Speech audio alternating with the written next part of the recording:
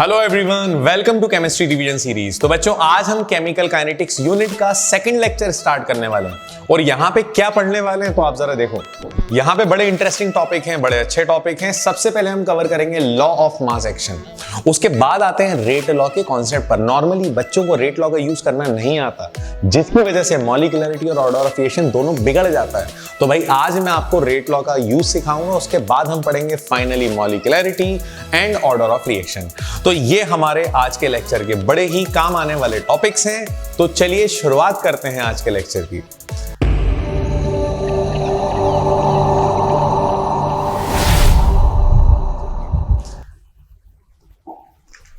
आज का हमारा पहला टॉपिक है लॉ ऑफ मास एक्शन। जैसा कि आप लोगों ने इस टॉपिक के बारे में क्लास 11th में सुना होगा, वही का वही टॉपिक क्लास 12th में रिपीट होता है। तो लॉ ऑफ मास एक्शन हमें ये दिया था गोल्डबर्ग एंड वैग ने। गोल्डबर्ग और वैग नाम के पर्सन थे, उन्होंने ये लॉ दिया था और इनका कहना था कि दुनिया के हर रिएक्शन में रिएक्शन की स्पीड सारे रिएक्टेंट के कंसंट्रेशन पे डिपेंड करती है। मतलब according to this law reaction rate, तो बच्चों इस लॉ में बताया गया कि reaction rate is directly proportional to molar concentration of all reactants. मतलब जितने रिएक्टेंट्स हैं सब पे डिपेंड करेगा रिएक्शन का रेट, और रेट का मतलब होता है स्पीड। लेकिन यार ये बात पूरी तरह से सच नहीं है, क्योंकि किसी भी रिएक्शन के अंदर कुछ रिएक्टेंट्स ऐसे होते हैं जो एक्टिव होते हैं, चलो बढ़िया है, उनके कंसंट्रेशन पे स्पीड डिपेंड कर रही है, चलेगा। लेकिन कुछ ऐसे रिएक्टेंट भी होते हैं जो इनएक्टिव होते हैं। तो लॉ ऑफ मास एक्शन जो है वो एक्टिव को भी काउंट करता है, इनएक्टिव को भी काउंट करता है। वो कहता है कि भाई सबको लेकर एक साथ चलो और रिएक्शन का रेट जो है वो डायरेक्टली प्रोपोर्शनल होगा molar concentration of all reactants. ये कहानी दी है लॉ ऑफ मास एक्शन ने। और मोलार कंसंट्रेशन का एक और नाम होता है बच्चों एक्टिव मास। आप मोलार कंसंट्रेशन को एक्टिव मास भी बोल सकते हो या मोलैरिटी भी बोल सकते हो, क्योंकि मोलार कंसंट्रेशन और एक्टिव मास और मोलैरिटी सब कुछ सेम टू सेम है, कोई डिफरेंस नहीं है। अब अगर मैं आपको यहां पर एक एग्जांपल दूं, यहां पर एक बड़ा सिंपल सा एग्जांपल दूं, for example 2a plus b gives product. यहां पे 2a प्लस b दोनों मिल रहे हैं और उसके बाद दोनों मिलकर प्रोडक्ट दे रहे हैं। तो बच्चों लॉ ऑफ मास एक्शन ने कहा कि rate is directly proportional to molar concentration. Concentration का मतलब square bracket of all reactants. All reactants का मतलब ब्रैकेट में a लिखूंगा, a 2 है तो उसकी पावर में 2 आ जाएगा। अगर यहां पे b फॉर एग्जांपल 3 है, फॉर एग्जांपल b यहां पे 3 है तो b टू द पावर 3 आ जाएगा। और जब आप प्रोपोर्शनलिटी का साइन हटाओगे तो क्या आएगा, कांस्टेंट आएगा। तो यहां पर रेट आ जाएगा, रेट इज इक्वल्स टू आएगा के स्क्वायर ब्रैकेट में a to the power 2 b to the power 3। क्योंकि मैंने यहां पे जरा सा भी डिस्क्रिमिनेशन नहीं करा, जितने रिएक्टेंट्स है सबको उठा के लिख दिया। अगर 2a है तो a की पावर में 2 लिख दिया, b की पावर में 3 लिख दिया। This is law of mass action. यहां पे k का मतलब क्या है, तो बच्चों यहां पे k का मतलब होता है रेट कांस्टेंट। क्या मतलब होता है, इसे कहते हैं रेट कांस्टेंट या वेलोसिटी कांस्टेंट। तो बेटा ये कॉन्सेप्ट है लॉ ऑफ मास एक्शन का। इसमें सबसे बड़ी खराबी यह है ना लॉ ऑफ मास एक्शन में कि सारे रिएक्टेंट को काउंट करता है, और सारे रिएक्टेंट को काउंट करना कहीं ना कहीं हमारे लिए गलत है। और इस गलती को सुधारने के लिए हमारे पास आता है फिर रेट लॉ। रेट लॉ कहता है कि रिएक्शन का रेट सिर्फ एक्टिव रिएक्टेंट के कंसंट्रेशन पे डिपेंड करेगा, और ये बात सही भी है। अगर आपके पास 10 रिएक्टेंट्स हैं और 10 में से फॉर एग्जांपल आपके पास 10 रिएक्टेंट है, 10 में से 8 एक्टिव है लेकिन 2 इनएक्टिव हैं, क्या आप इन 2 को काउंट करोगे? नो। आप किसे काउंट करोगे? रिएक्शन डिपेंड किस पे करेगा? एक्टिव पर। और ये बात हमें बताई रेट लॉ ने। लेकिन हमें पता कैसे चलेगा कि कौन एक्टिव है कौन इनएक्टिव है? हमें रिएक्शन होता हुआ थोड़ी दिख रहा है। तो इसका एक सिंपल तरीका है, मैं आपको समझाता हूं। पहले लॉ ऑफ रेट लॉ का कॉन्सेप्ट समझते हैं। रेट लॉ का कहना था कि reaction rate is directly proportional to, बच्चों रेट लॉ का कहना है कि reaction rate is directly proportional to molar concentration of active reactants. अब ये एक्टिव रिएक्टेंट्स क्या होते हैं, तो भैया एक्टिव रिएक्टेंट्स का मतलब those reactants which are present in slow step of a reaction. Reaction की स्लो स्टेप में जो रिएक्टेंट प्रेजेंट होता है उसे एक्टिव माना जाता है, और एक्टिव रिएक्टेंट के कंसंट्रेशन को ही लिखना है, चाहे वो 1 हो चाहे वो 2 हो। मैं आपको एग्जांपल दे देता हूं, आपको ये कॉन्सेप्ट 100% क्लियर हो जाएगा। फॉर एग्जांपल, ये आपको क्वेश्चन में दिया हुआ है, जैसे एग्जांपल देखते हैं हम लोग। पहली स्टेप है जिसमें N2O5 ब्रेक होकर NO2 प्लस NO3 दे रहा है, ठीक है। सेकेंड स्टेप है जिसमें N2O5 और NO3 मिलकर बना रहे 3NO2 प्लस O2। बेटा ये फर्स्ट स्टेप स्लो स्टेप है, सेकंड स्टेप फास्ट स्टेप है, और जब दोनों स्टेप को कंबाइन करते हैं तो हमारे पास ओवरऑल रिएक्शन आ जाता है। और ओवरऑल रिएक्शन निकालने के लिए आप देख सकते हो LHS में जो NO3 है RHS वाले NO3 से कैंसिल हो जाएगा। उसके बाद बचेगा क्या, N2O5 plus N2O5 gives 2N2O5। Arrow क्या गया, NO2 plus 3NO2 will form 4NO2 plus O2। ये हो गया रिएक्शन, ये ओवरऑल रिएक्शन है, ये है उसका मैकेनिज्म। अब आपसे बोला जाएगा कि आप रेट लिखो, किसके अकॉर्डिंग लिखो, ये साफ लिखा जाएगा। आपसे बोला जाएगा कि आप रेट लिखो एज पर रेट लॉ। तो अगर मैं एज पर रेट लॉ लिखता हूं तो rate is directly proportional to only those reactants which are present in slow step. Slow step में कितना रिएक्टेंट है, स्लो स्टेप में N2O5 रिएक्टेंट है, वो भी सिंगल है। तो rate is directly proportional to square bracket में N2O5, और जब प्रोपोर्शनलिटी का साइन हटाओगे तो rate is equals to K square bracket में आ जाएगा N2O5, ओनली 1 N2O5। लेकिन अगर आपसे बोला जाए कि आप रेट लिखो as per law of mass action, तो चलिए ये भी देख लेते हैं। तो बच्चों as per law of mass action अगर आप देखोगे तो लॉ ऑफ मास एक्शन कहता है कि सारे रिएक्टेंट को काउंट करो। सारे रिएक्टेंट को काउंट करने के लिए आप देख रहे हो टोटल रिएक्शन, आप टोटल रिएक्शन देखोगे। टोटल रिएक्शन में N2O5 कितने हैं, 2 हैं, तो rate is directly proportional to concentration of N2O5 to the power 2, और जब प्रोपोर्शनलिटी का साइन हटाते हैं तो rate is equals to K square bracket में N2O5 टू दी पावर 2। आप देख सकते हो कितना बड़ा डिफरेंस है। अगर लॉ ऑफ मास एक्शन निकालना है तो आपको मैकेनिज्म की स्लो स्टेप चाहिए, और अगर आपको लॉ ऑफ मास एक्शन निकालना है तो आपको रिएक्शन चाहिए, और अगर आपको रेट लॉ निकालना है तो मैकेनिज्म की स्लो स्टेप चाहिए। और ये स्लो स्टेप आपको गिवन रहेगी, और ऐसे कुछ एग्जांपल्स हैं हम लोग करेंगे। बच्चों क्या ये कॉन्सेप्ट समझ में आया? अगर ये कॉन्सेप्ट समझ में आ गया है तो भाई आगे बढ़ेंगे, लेकिन ये कॉन्सेप्ट आपको समझ में आना चाहिए कि जब जब आप रेट लॉ निकालोगे तो रेट लॉ के लिए आपको स्लो स्टेप चाहिए। स्लो स्टेप में जितना रिएक्टेंट होगा वही हम रेट लॉ में लेंगे। लेकिन जब आप लॉ ऑफ मास एक्शन के हिसाब से चलोगे तो लॉ ऑफ मास एक्शन के हिसाब से हमें ओवरऑल रिएक्शन देखना है और टोटल रिएक्टेंट्स को देखना है। 2 है तो पावर में 2 आएगा।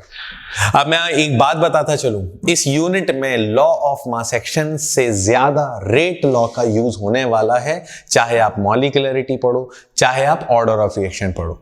तो चलिए आगे बढ़ेंगे, फिलहाल आप इसे नोट कर लो।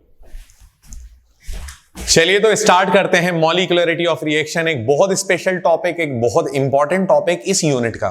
मॉलिक्यूलरिटी क्या होती है ये बात आज आप लोग 100% क्लियर कर लोगे और जरा सा भी डाउट नहीं रहेगा। बस इस कॉन्सेप्ट को समझना जो मैं आपको बता रहा हूं। मॉलिक्यूलरिटी की पहले डेफिनेशन पे आते हैं, फिर आएंगे एग्जाम्पल पे, ताकि आपका कॉन्सेप्ट बिल्कुल क्लियर हो जाए। देखो बच्चों, किसी भी रिएक्शन के अंदर अगर आप देखते हो, किसी भी रिएक्शन के अंदर रिएक्टेंट्स होते हैं और वो रिएक्टेंट्स आगे जाकर देते हैं प्रोडक्ट, और हम लोग रिएक्शन को बैलेंस करना पसंद करते हैं। तो बेटा बैलेंस केमिकल रिएक्शन में जितने रिएक्टेंट्स होते हैं वही रिएक्शन की मॉलिक्यूलरिटी कहलाती है। The total number of particles of reactants which are present in a balanced chemical equation represent the molecularity of reaction. Balance chemical reaction में जितने रिएक्टेंट होंगे वही मॉलिक्यूलरिटी कहलाएगी। सिंपल सी बात है। चलिए कुछ एग्जांपल्स देखते हैं। फॉर एग्जांपल, अगर मैं PCl5 को ब्रेक करता हूं तो आगे जाकर बनता है PCl3 प्लस Cl2, और आप देख सकते हो ये बैलेंस केमिकल रिएक्शन है। यहां पर हमारे पास रिएक्टेंट PCl5 है। बेटा कितना PCl5 है? तो PCl5 1 है, तो यहां पर मॉलिक्यूलरिटी हो जाएगी मॉलिक्यूलरिटी इज इक्वल्स टू 1, और अगर मॉलिक्यूलरिटी 1 हो तो रिएक्शन को बोला जाता है यूनिमॉलिक्यूलर रिएक्शन। चलिए कुछ और भी एग्जांपल देखते हैं। फॉर एग्जांपल, हमारे पास एक रिएक्टेंट है NO plus O3 gives NO2 plus O2।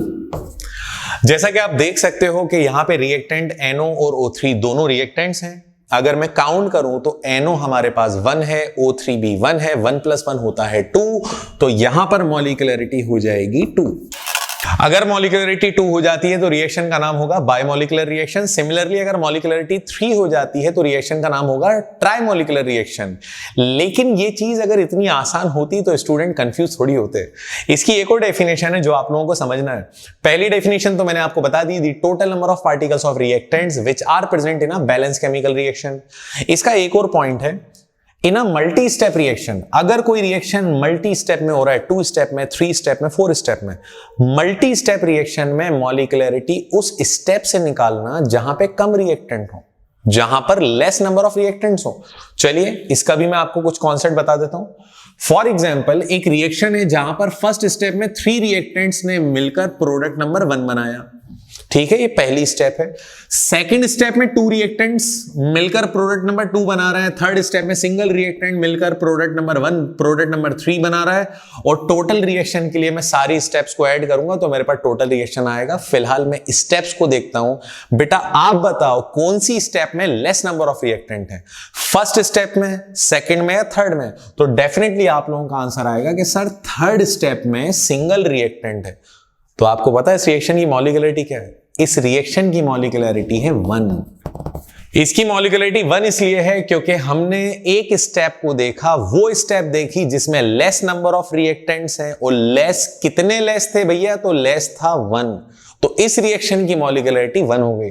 चलिए मैं आपको इसका एक और एग्जांपल बताता हूं। आप ये रिएक्शन देख रहे हो जहां पर HBr और O2 मिलकर बना रहे हैं HOOBr, ये फर्स्ट स्टेप है। अगेन HBr और HOOBr मिलकर बना रहा है 2HOBr, और इस तरह से 3 स्टेप्स को हमने दिया। इन तीनों स्टेप्स के बाद जब हम तीनों को ऐड करते हैं तो हमारे पास आता है ओवरऑल रिएक्शन। ठीक है बच्चों, मैं रिएक्शन देखूं या स्टेप देखूं? तो डेफिनेटली मैं स्टेप देखूंगा, क्योंकि मॉलिक्युलरिटी अगर मैं रिएक्शन देख के निकालूंगा आंसर गलत हो जाएगा। मुझे स्टेप्स देखना है क्योंकि मल्टी स्टेप रिएक्शन है, क्वेश्चन में दिया हुआ है। तो बेटा पहली स्टेप को अगर देखते हो तो फर्स्ट स्टेप में 2 रिएक्टेंट है, सेकंड में भी 2 है, लेकिन थर्ड में ज्यादा है। तो किसी एक स्टेप का यूज करना, या तो फर्स्ट का या सेकंड का। तो चलो फर्स्ट स्टेप को देखते हैं। फर्स्ट स्टेप में 2 रिएक्टेंट है, इसका मतलब इस रिएक्शन की मॉलिक्युलरिटी हो जाएगी 2। यहां पर इसकी मॉलिक्युलरिटी 2 हो जाएगी और ये रिएक्शन कहलाएगा बायमॉलिक्यूलर रिएक्शन।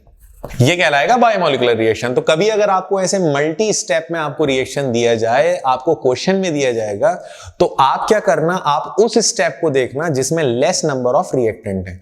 अगर 2 स्टेप्स ऐसी हैं जहां पे सेम रिएक्टेंट्स हैं तो किसी भी स्टेप से आप आंसर ले सकते हो। यूजुअली हम लोग फर्स्ट स्टेप को प्रेफर करते हैं because first step is slow step. तो बच्चों मॉलिक्युलरिटी में एक कॉन्सेप्ट और है जो आपको पता करना और याद रखना जरूरी है। Molecularity of reaction can never be 0। इसकी वैल्यू कभी 0 नहीं हो सकती, फ्रैक्शनल नहीं हो सकती, मतलब पॉइंट में आंसर नहीं आ सकता। मॉलिक्युलरिटी की वैल्यू कभी भी 3 से ज्यादा नहीं हो सकती। बेटा ये याद कर लेना, बहुत इंपॉर्टेंट है। कभी भी मॉलिक्युलरिटी 3 से ज्यादा नहीं होगी। तभी तो मैंने इस रिएक्शन में अगर मैं सिर्फ रिएक्शन देखता तो आंसर 3 से ज्यादा आ जाता, आंसर 5 होता, गलत हो जाता, क्योंकि मॉलिक्युलरिटी कैन नेवर बी 3। इसीलिए हमने स्टेप्स देखी और उस स्टेप को देखा जिसमें लेस रिएक्टेंट है। तो बेटा मॉलिक्युलरिटी कैन नेवर बी 3, ये पॉसिबल याद रखना। और मॉलिक्युलरिटी की एक और बात याद रखना, मॉलिक्युलरिटी एक थ्योरेटिकल कॉन्सेप्ट है। इसका प्रैक्टिकल से एक्सपेरिमेंट से कोई लेना देना नहीं है। It is just a theoretical concept. और मॉलिक्युलरिटी की क्या क्या वैल्यू हो सकती है, देखो क्या नहीं हो सकती है लिखा हुआ है। 0 नहीं होगा, नेगेटिव नहीं होगा, फ्रैक्शन नहीं होगा, मोर देन 3 नहीं होगा। लेकिन क्या हो सकता है, तो भाई इसकी वैल्यू हो सकती है 1, 2 एंड 3। बस इतनी वैल्यू होंगी और इन्हीं वैल्यू को आपको याद करना है। सिंपल सी बात है, बहुत सिंपल एग्जांपल्स हैं मॉलिक्युलरिटी के। तो जल्दी से आप इसे नोट करो, आगे बढ़ते हैं बच्चों। अब आते हैं हम लोग इस यूनिट के सबसे इंपॉर्टेंट टॉपिक पर, जिसका नाम है ऑर्डर ऑफ रिएक्शन। इस टॉपिक की खासियत यह है कि ये टॉपिक तो अभी आप पढ़ रहे हो, लेकिन आगे तक जो अदर टॉपिक्स पढ़ोगे वहां भी ऑर्डर ऑफ रिएक्शन का यूज होने वाला है। तो इसको बहुत ध्यान से पढ़ना, बहुत समझ के पढ़ना। और इसको ध्यान से पढ़ने की जरूरत इसलिए भी है क्योंकि भाई कभी कभी इसमें आंसर दिखता कुछ है और आता कुछ और है। क्यों ऐसा होता है मैं आपको समझा रहा हूं। सबसे पहले हम जानते हैं ऑर्डर ऑफ रिएक्शन क्या है। देखो बच्चों, नॉर्मली क्या होता है किसी भी केमिकल रिएक्शन के अंदर अगर मान लो रिएक्टेंट्स हैं जैसे 2A + B गिव्स प्रोडक्ट, ठीक है, रिएक्टेंट्स हैं। अब आप रिएक्शन का रेट लिखोगे तो आपको पता है rate is directly proportional to concentration of A and concentration of B, ठीक है। और जब आप प्रोपोर्शनलिटी का साइन हटाओगे तो कांस्टेंट आएगा रेट इज इक्वल्स टू के स्क्वायर ब्रैकेट में कंसंट्रेशन ऑफ A और अगला स्क्वायर ब्रैकेट में B मतलब concentration of B। For example यहां A की पावर M है और B की पावर N है, तो बेटा कुछ मत करना, स्क्वायर ब्रैकेट का मतलब होता है कंसंट्रेशन की पावर यहां पर दी है M और यहां कंसंट्रेशन की पावर दी है N। तो जब आप कंसंट्रेशन पावर को ऐड करते हो तो कंसंट्रेशन पावर को जब ऐड करोगे तो इससे आ जाएगा ऑर्डर ऑफ रिएक्शन, इससे आ जाएगा सिंपली हमारे पास यहां पर आ जाएगा order of reaction.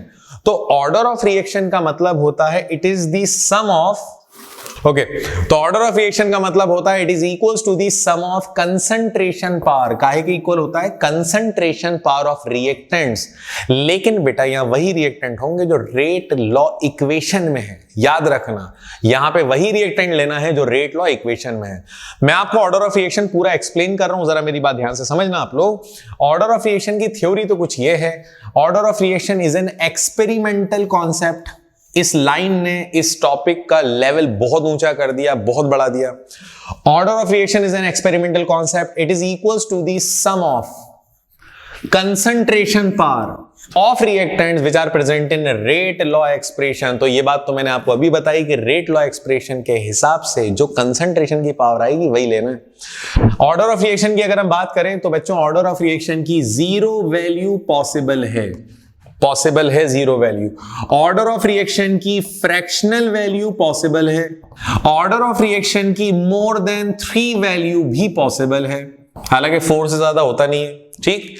Order of reaction क्या नहीं हो सकता? तो बेटा order of reaction can never B negative. कभी भी रिएक्शन का ओवरऑल ऑर्डर नेगेटिव नहीं आएगा। देखो किसी एक आध रिएक्टेंट की रिस्पेक्ट में नेगेटिव आ गया, that is a different thing, लेकिन ओवरऑल आंसर कभी नेगेटिव नहीं आएगा। Order of reaction can never B negative and infinite, कभी भी नेगेटिव और इनफाइनाइट वैल्यू इसकी नहीं होगी। बच्चों याद रखना, ऑर्डर ऑफ रिएक्शन के अंदर एक बात हम सीखते हैं, बहुत जरूरी बात है जो हम सीखते हैं, वो ये है कि ऑर्डर ऑफ रिएक्शन बताता है how reaction rate depends upon concentration of reactant. Reactant के कंसंट्रेशन और रिएक्शन की स्पीड का सही रिलेशन, एक्यूरेट रिलेशन बताता है ऑर्डर। जैसे अगर कंसंट्रेशन 1 टाइम बढ़ाने से रेट 1 टाइम बढ़ेगा, दिस इज फर्स्ट ऑर्डर। अगर कंसंट्रेशन बढ़ाने से रेट डबल बढ़ेगा, double, this is second order. अगर कंसंट्रेशन बढ़ाने से रेट ट्रिपल बढ़ेगा, triple, this is third order. अगर कंसंट्रेशन बढ़ाने से रेट हाफ टाइम बढ़ेगा तो इसे कहेंगे हाफ ऑर्डर, फ्रैक्शन ऑर्डर। बेटा बैक्टीरिया की जो ग्रोथ होती है ना, या फिर कोरोना वायरस अभी आया था कोविड-19, तो कोविड-19 में जो वायरस का इन्फेक्शन बढ़ रहा था, जो मल्टीप्लाई हो रहा था, वो जितने लोग कांटेक्ट में आ रहे थे उन लोगों को इन्फेक्शन हो रहा था, अगेन उन लोगों से जो कांटेक्ट में आ रहे थे उनको इन्फेक्शन हो रहा था। तो ये फर्स्ट ऑर्डर काइनेटिक्स चल रही थी, फर्स्ट ऑर्डर काइनेटिक्स चल रही थी, जिससे कोरोना वायरस ने इतना हंगामा मचाया। अगर गलती से सेकंड ऑर्डर काइनेटिक हो जाती तो शायद ही कोई बच पाता। फर्स्ट ऑर्डर काइनेटिक्स थी, तो बैक्टीरिया की ग्रोथ या वायरस की ग्रोथ जो होती है वो फर्स्ट ऑर्डर काइनेटिक्स को फॉलो करती है। न्यूक्लियर रिएक्शन भी फर्स्ट ऑर्डर काइनेटिक्स को फॉलो करता है। तो चलिए कुछ इसके एग्जांपल्स देखते हैं, बड़े बेसिक एग्जांपल्स हैं। फॉर एग्जाम्पल हमने सबसे पहले देखा कि रिएक्शन है जहां पर A + B दोनों मिलकर बना रहा है प्रोडक्ट। अब मैं रिएक्शन का रेट लिखता हूं तो रेट आएगा K स्क्वायर ब्रैकेट में A, अगले स्क्वायर ब्रैकेट में B, A की पावर में कुछ नहीं है, और अगर होता भी तब भी मैं लिखता A की पावर में M और B की पावर में N, क्योंकि बेटा ये एक्सपेरिमेंटल कॉन्सेप्ट है, ऐसा बिल्कुल नहीं है कि यहां 2 दिखेगा वही लिख दो। फाइनली ऑर्डर ऑफ रिएक्शन यहां पर आ जाएगा, ऑर्डर ऑफ रिएक्शन यहां पर आ जाएगा M + N। चलिए मैं आप लोगों को कुछ एग्जांपल्स बताता हूं जिससे आपको थोड़ा आपका बर्डन कम हो, वरना आप में से कई लोग थोड़ा कंफ्यूज होना शुरू हो गए होंगे। एग्जाम्पल आएगा, कंफ्यूजन दूर हो जाएगा। देखो अगर हम एक एग्जाम्पल देखें, 2HI, जब ये ब्रेक हो रहा है तो दे रहा है H2 + I2। ध्यान रहे एरो पे कुछ नहीं है, ठीक। यहां पर रिएक्शन के जब मैं रेट लिखूंगा तो रेट आ जाएगा के स्क्वायर ब्रैकेट में HI और HI की पावर में आ जाएगा 2 बिकॉज HI 2 है, तो यहां पर ऑर्डर आ गया 2। ठीक है, बिल्कुल सिंपल सा मामला, कोई प्रॉब्लम नहीं है। चलिए और एग्जांपल देखते हैं। अगर मैं N2O5 को ब्रेक करता हूं तो ये देगा 2NO2 प्लस हाफ O2। जब मैं रिएक्शन का रेट लिखूंगा एज पर रेट लॉ तो रेट इज इक्वल्स टू के स्क्वायर ब्रैकेट में आ जाएगा N2O5। बच्चों N2O5 की पावर में कुछ नहीं है, कुछ नहीं का मतलब होता है 1, तो यहां पर ऑर्डर आ गया 1। तो 90% रिएक्शंस वही हैं जो आपको रिएक्टेंट से पहले दिखेगा, वही उसकी पावर में रखना, वही उसका आंसर है। मतलब 90% एग्जांपल्स आसान है, उनमें कोई लॉजिक नहीं है, बहुत सिंपल है। लेकिन कुछ एग्जांपल्स ऐसे हैं जहां दिखता कुछ है और आंसर आता कुछ है। फॉर एग्जांपल मैं आपको जीरो ऑर्डर के कुछ एग्जांपल करवाता हूं। जब 2NH3 अमोनिया को ब्रेक करते हैं तो अमोनिया ब्रेक होकर देता है N2 प्लस 3H2। अब जब मैं रिएक्शन का रेट लिखता हूं तो रेट आएगा के स्क्वायर ब्रैकेट के अंदर आना चाहिए अमोनिया, और अमोनिया की पावर में आना चाहिए 2, लेकिन आता है 0। ये 0 इसलिए आता है क्योंकि अमोनिया का कंसंट्रेशन कितना ही बढ़ा लो, कितना ही कम कर लो, उससे रिएक्शन के रेट को कोई फर्क नहीं पड़ेगा। तो ऐसा कंसंट्रेशन जिसपे रेट पे कोई फर्क नहीं पड़ेगा, ऐसे कंसंट्रेशन को 0 माना जाता है। फाइनली जब पावर में 0 आएगा तो ऑर्डर भी आ जाएगा 0। तो बच्चों कुछ ऐसे भी एग्जांपल्स आते हैं जहां पर आपको आंसर दिखता कुछ है लेकिन आता कुछ और है, और ऐसे एग्जांपल बहुत लिमिटेड हैं। आप इनको कुछ एग्जांपल्स को अगर आप रिवाइज कर लोगे तो आपका काम हो जाएगा। चलिए one more example zero order का। H2 plus Cl2 gives 2HCl, और जब आप रिएक्शन का रेट लिखते हो तो रेट आएगा के स्क्वायर ब्रैकेट में H2 की पावर में आना चाहिए था 1, लेकिन 0 आता है। Cl2 की पावर में भी आता है 0, क्योंकि इनका कंसंट्रेशन बढ़ाने से कम करने से स्पीड पे कोई फर्क नहीं पड़ता, तो दोनों का कंसंट्रेशन 0, इसकी पावर को मानेंगे 0 क्योंकि कंसंट्रेशन से रेट को कोई फर्क नहीं पड़ रहा। फाइनली ऑर्डर अगर मैं निकालता हूं तो ऑर्डर निकालने का फॉर्मूला है पावर को ऐड कर दो, 0 प्लस 0 करोगे आंसर 0 आएगा। सिंपल सी बात है, कोई डाउट नहीं है। चलिए कुछ फ्रैक्शन ऑर्डर के एग्जाम्पल देखते हैं जो आपके लिए जरूरी है।